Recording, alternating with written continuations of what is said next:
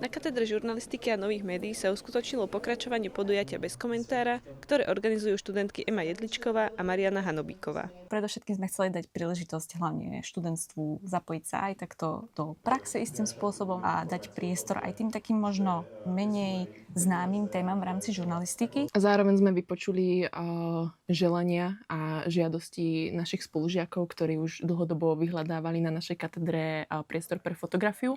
Súčasťou podujatia bol aj workshop s fotografom Davidom Ištokom, ktorý študentom ukázal praktický pohľad na vizuálnu tvorbu.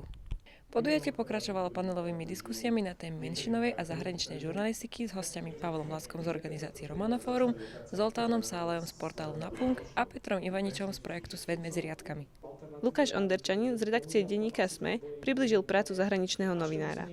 Pán Onderčanin bol veľmi príjemný a ľudský a tak v podstate nám ako keby fakt tak jednoducho odostrel to fungovanie celej tej zahraničnej redakcie. A v rámci menšinovej žurnalistiky máme naozaj pozitívnu odozvu a študenti tvrdili, že to bola naozaj sympatická zostava.